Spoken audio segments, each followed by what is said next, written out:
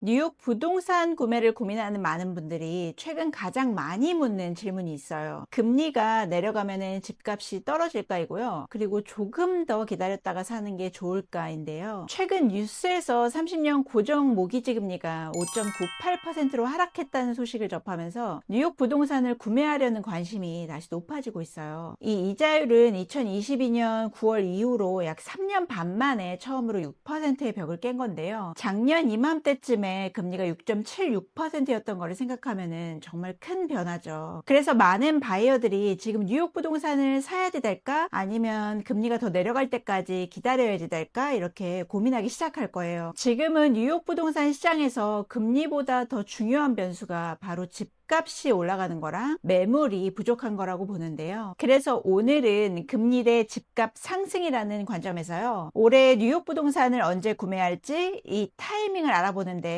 현실적인 숫자를 예로 들어서 쉽게 설명을 해드릴게요. 이 6%라는 숫자는 단순한 금리가 아니라 정말 심리적인 기준선이었어요. 많은 바이어들이 지난 2, 3년간 금리가 6%로 내려가면 사겠다라고 말했는데요. 그래서 이번에 5.98% 금리 진입은 단순한 숫자가 바뀐 게 아니라요. 시장 심리의 변화 신호라고도 볼 수가 있는데요. 사람들은 보통 딱 떨어지는 숫자에 의미를 부여해야 하는 거를 좋아하죠. 가장 대표적인 예를 들어보면은 2000년대 초반에 맨하탄 부동산 시장을 보면 알 수가 있어요. 그때 맨하탄 평균 매매 가격이 100만 불을 처음 넘어섰을 때는 정말 전 세계 언론이 난리가 났었고 이 숫자의 상징성에 대해서도 엄청 강조를 했었는데요. 그런데 자세히 들여다보면은 부동산 시장이 갑자기 변한 건 아니었어요. 이 100만 불이라는 숫자 자체는 그냥 시장이 계속 상승하고 있다는 것을 보여주는 하나의 기점이었고요. 결론은 시장의 판도를 완전히 바꾸는 마법의 숫자는 아니었다는 거예요. 그래서 이번 모기지 금리가 5%대로 진입한 것도 비슷하다고 생각을 해요. 금리가 5.98%가 됐다 그래서 갑자기 거래량이 폭등하진 않을 거예요. 그래도 이제 구매 시장에 들어가도 되겠다라는 심리적인 명분은 분명히 제공할 거예요. 그런데 여기서 그럼 5.5%대까지 기다려도 좋을까라는 중요한 질문이 생길 거예요. 이 전략 자체가 위험할 수 있는 이유는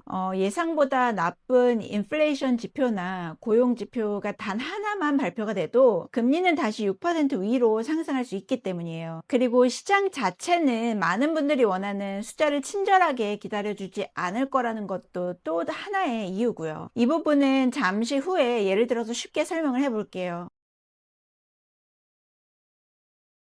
많은 분들이 연준이 금리를 내리면은 모기지 금리도 내려가겠지라고 이렇게 생각을 하세요. 그런데 결론부터 얘기를 하면은요, 아니라는 거예요. 30년 만기 모기지 금리는 연준의 기준금리랑 직접적으로 1대1로 움직이지는 않아요. 미국 중앙은행인 페드가 조정하는 거는 단기 기준금리고요. 오히려 미국 10년 국채금리에 더 영향을 받아요. 모기지 금리가 결정되는 공식을 아주 쉽게 설명을 해드리면은 이 10년 국채금리랑 은행의 위험수당이랑 마진을 포함해야지 30년 고정 모기지 금리가 결정이 되는 건데요. 여기서 핵심은 10년 만기 국채의 수익률이랑 30년 모기지 금리 사이의 격차예요. 이 두 금리의 차이가 줄어들수록 모기지 금리는 하락하는 경향이 있기 때문인데요. 현재 상황을 보면은 10년 국채 금리는 대략 4% 정도였고요. 모기지 금리는 대략 6% 조금 아래예요. 그럼 한 대략 2% 정도의 격차가 있다는 건데 이전에 정상범위라고 여겨지는 1.7에서 1.8 수준보다는 약간 높은 정도인 거예요. 이 부분은 지난 몇 년 동안 시장에서 불안도가 심했을 때 2.5에서 3% 이상까지도 격차가 벌어졌기 때문에 그때랑 비교하면은 지금은 훨씬 안정된 상태인 거고요. 이 부분이 모기지 금리가 5%대로 내려온 진짜 이유인 거죠. 그래서 시장이 불안하면은 그 거리가 확 벌어질 거고요. 안정되면은 다시 좁아질 거예요. 지금은 스트레스 피크보다는 훨씬 정상화된 구간에 가까운 신호라고 볼 수 있어요. 그렇기 때문에 2026년에 모기지 금리가 추가로 하락할 건지는 연준에서 금리를 인하하는 것보다는 이 격차가 더 줄어들 수 있는지에 달려 있다고 보고요. 연준이 올해에 금리를 한두 번씩 찔끔찔끔 내리는 것보다는 이 격차가 안정되는 게 시장에서는 훨씬 중요하다고 봐요.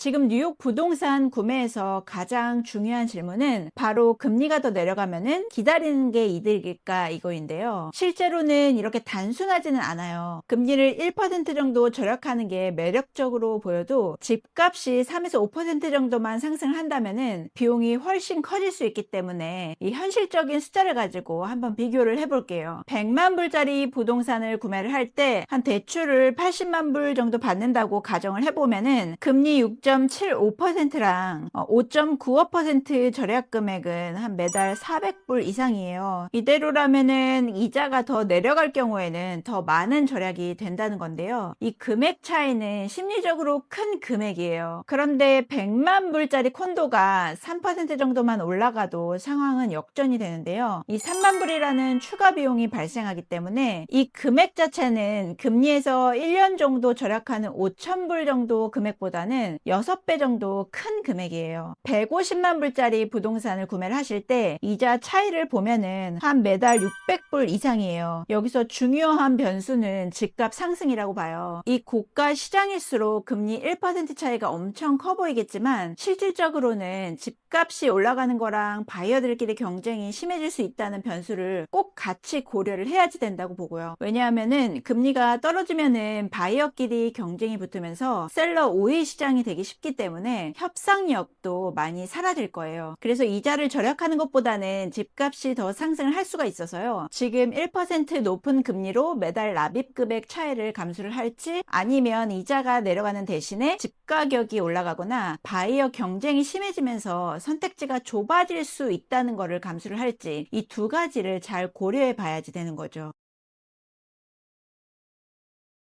그리고 가장 중요한 포인트는 구매 가격은 나중에 다시 깎을 수 없지만 금리는 재융자를 통해서 조정할 수 있다는 거예요. 재융자를 받을 경우에 만약에 1년 뒤에 금리가 5%로 떨어진다고 가정을 해보면은 100만 불짜리 부동산의 경우는 재융자를 통해서 매달 납입하는 금액을 대략 400에서 500불 줄일 수 있을 거예요. 그런데 재융자도 공짜는 아니겠죠. 이 재융자도 클로징 비용이 들기 때문에 끝까지 계산을 해보셔야지 돼요.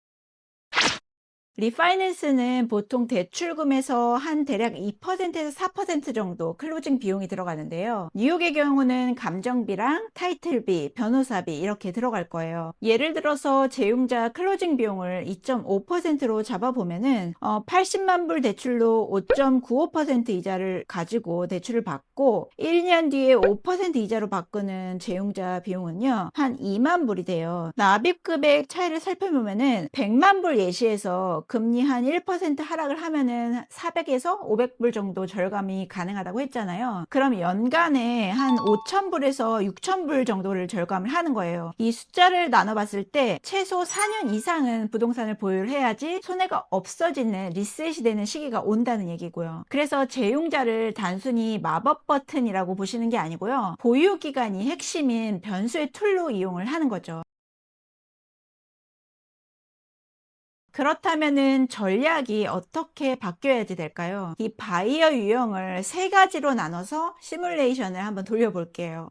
똑같이 100만 불 아파트를 구매한다고 가정을 하고 바이어 A의 경우는 지금 5.98%로 구매를 하고 또 바이어 B의 경우는 1년을 기다렸다가 5.5% 이자로 구매를 한다고 가정을 해보고요. 바이어 C의 경우는 지금 5.98%로 구매를 하고 2년 뒤에 4.75%로 재융자가 가능하다고 한번 가정을 해볼게요. 그럼 바이어 A의 경우는 매달 내야 되는 금액이 4,790불이 나와서 여기서 금리가 0.5에서 1% 차이가 나면은 대략 250불에서 500불 정도 지불 금액의 차이가 날 거예요.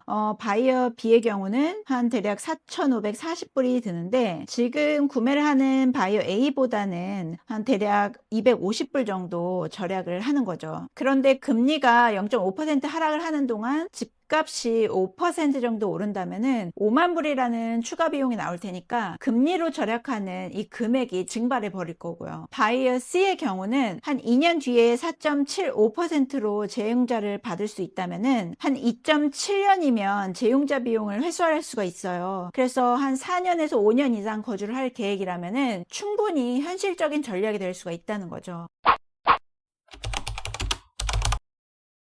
많지는 않지만 일부 대출 은행에서는 이 노코스트 리파이낸스라는 거를 제공하기도 해요. 그런데 가장 중요한 사실은 공짜 점심은 없다는 거예요. 이 경우에는 금리를 약간 높이는 방식으로 비용을 숨기기 때문에 은행 입장에서는 장기적으로 더 유리한 조건인 거죠. 이 채용자가 무조건 답이 되는 거는 아니지만 내 상황에 따라서 좋은 옵션이 될 거예요. 그래서 지금 사는 게 맞나? 라는 질문은 솔직히 금리가 아니고요. 얼만큼 보유를 할지 또 집 가격이 어떤 방향성으로 가는지가 중요한 문제라고 봐요. 이렇게 리스크의 성격이 다르기 때문에 여러 가지 상황에 따라서 나한테 맞는 옵션을 선택하실 수가 있어요.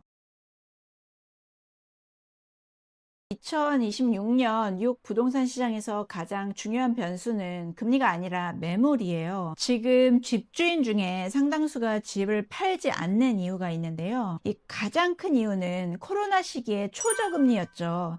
2%에서 3%로 집을 구매했기 때문에 지금 모기지 금리가 대략 6%가 되기 때문에 지금 집을 팔면은 새 집을 더 높은 금리로 사야 되기 때문이에요. 그래서 매물을 시장에 내놓지 않는 상황이 생기고 있는데요. 결과적으로는 매물이 부족해지면서 바이어들끼리 경쟁을 하게 되고요. 가격이 상승하는 구조가 만들어지는 거예요. 실제 데이터를 보면요. 2025년 4분기를 기준으로 맨하탄 평균 스퀘어피트 가격은 한 2,000불이 조금 넘었어요. 그리고 거래 건수를 보면은 1,170건으로 작년이랑 비교해서 3.4%가 증가를 했고요. 이 매물이 부족한데도 바이어가 꾸준하게 늘어나면서 가격까지 밀어올리고 있다는 것을 숫자가 증명을 하고 있어요. 왜냐하면은 전체 매물량은 작년이랑 비교해서 한 1% 정도 소폭 상승을 했는데요. 그래도 여전히 공급이 부족한 상태이기 때문이에요. 미국 부동산에서 3월은 1년 중에서 부동산 거래가 가장 폭발적으로 늘어나는 성수기 시작이에요. 모기지 금리가 5%로 진입했다는 뉴스를 많은 바이어들이 봤을 거예요. 그래서 이제 막 시장으로 쏟아져 나올 거라고 생각을 하고 있는데요. 지금도 매물이 부족한데 살 사람은 늘어난다면은 당연히 경쟁이 더 치열해지고 가격 협상은 바이어한테 불리해질 거예요. 그래서 완벽한 금리를 기다리는 대신에 내 예산에 맞는 좋은 매물이 있는지를 먼저 확인을 해보시고 발빠르게 움직이시는 게 제일 좋은 매물을 확보할 수 있는 시기라고 봐요. 참고로 2025년 3분기를 기준으로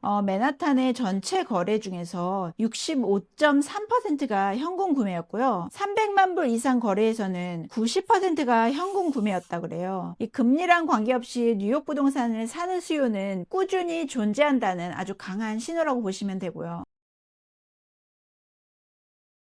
최근 뉴욕 부동산 시장을 이해하려면은 금리랑 집값만으로는 부족해요. 지금 시장에서 새롭게 등장한 변수 중에 하나가 바로 AI로 인한 고소득층의 심리 변화인데요. 특히 뉴욕 부동산 시장에서 핵심 고객층인 이 고소득 화이트 칼라 직군에서 흥미로운 변화가 나타나고 있어요. 최근에 미시간 대학에서 했던 이 소비자 심리 조사를 보면요. 지금 고용에 대해서 가장 큰 불안감을 느끼는 사람들은 저소득층이 아니고 고소득 사무직이라 그래요. 불과 몇 년 전만 해도 AI가 대체할 직업은 주로 반복되는 업무나 초급 직무일 거라고 하는 전망이 많았었는데 고소득자들이 느끼는 불안함 때문에 지금 이직률이 역대 최저치로 뚝 떨어졌다 그래요. 쉽게 말하면은 지금 있는 직장을 일단 지키자라는 심리가 강해진 거죠. 이런 변화가 뉴욕 부동산에서는 중요한데요. 왜냐하면은 고급 콘도 시장의 핵심층이 바로 금융업계나 이 테크나요. 컨설팅 같은 전문직 고소득자들이기 때문이에요. 그래서 이 계층들이 고용 불안을 느끼게 되면은 자연스럽게 부동산을 구매하는 결정을 미루거나요. 큰 지출에 대해서 보수적인 태도를 보일 거라서 일부 바이어들은 뉴욕 부동산을 구매하는 거를 잠깐 보류할 수도 있다는 거죠. 그런데 또 역설적인 흐름도 동시에 나타날 거예요. 왜냐하면 경제가 불확실해질수록 사람들은 실물 자산을 선호하는 경향이 강해지는데요. 대표적으로는 부동산 투자예요. 뉴욕 부동산은 세계 자산가들이 선호하는 도시이기도 하고 정기적으로 공급이 제한돼 있다는 점이랑 달러를 기반으로 한 안정적인 자산이 될 수도 있다는 거예요. 그리고 임대 수요도 꾸준하기 때문에 장기적인 투자처로 매력적인 도시라고 보는 거죠. 그래서 일부 바이어들이 구매를 미루는 동안에 현금에 여력이 있는 바이어들은 오히려 좋은 매물을 확보할 수 있는 기회가 될 수 있어요.